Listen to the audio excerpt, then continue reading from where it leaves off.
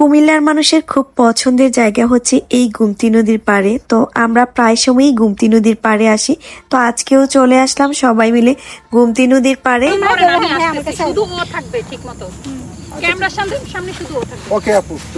ওই দিন কিন্তু আমরা অনেকগুলা ফানি ভিডিও করেছিলাম, আর এখানে ফাতেমা আপু শরণকে অভিনয় শিখাই দিতেছিল।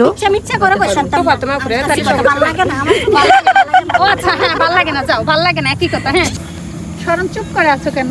মন খারাপ নাকি? ভাল লাগতেছে না? বিয়ে করো। ওই দিনের ওয়েদারটা কিন্তু মেঘলা ছিল, আর এইরকম ওয়েদারের মধ্যে গুমতি নদীর পাড়ে আসবো, খিচুড়ি খাবো না সেটা কি করে হয় বলেন তো? আমরা তো সবাই মিলে খিচুড়ি খাওয়ার জন্য ওয়েট করতেছিলাম। নদীর পাশে বসে এইরকম একটা পরিবেশে খাবার খেতে কার না ভালো লাগে বলেন তো? আমার তো বেশ ভালো লাগে। আর কার কার কাছে ভালো লাগে অবশ্যই কমেন্ট করে জানাবেন। তারপর সাথে যদি থাকে প্রিয় মানুষগুলো, তাহলে তো কথাই নাই, তাই না? গুমতি নদীর পাড়ের এই খিচুড়ির টেস্টটা আমার কাছে ভালোই লাগে। আর আগেও দুই একবার খেয়েছিলাম, অনেক বেশি ভালো লেগেছিল। গরম গরম ধোয়া ওঠা খিচুড়ি, সাথে ছিল ভর্তা, আর তারপর ছিল সালাদ। এখানে এক্সট্রা একটা আছে।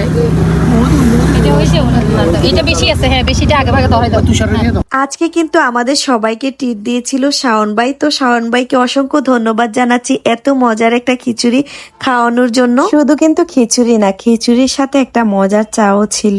চায়ের সাথে ছিল চাল ভাজা। এর আগে কখনো চাল ভাজা দিয়ে চা খাই নাই, আমি আজকে ফার্স্ট টাইমই ট্রাই করেছি। তো আমার কাছে ভালোই লেগেছে। আপনারা কারা কারা চায়ের সাথে চাল ভাজা দিয়ে খেয়েছেন এবং কার কাছে কেমন লেগেছে অবশ্যই কমেন্ট করে জানাবেন। আমার আজকের ভিডিওটা এই পর্যন্তই। সবাই ভালো থাকবেন।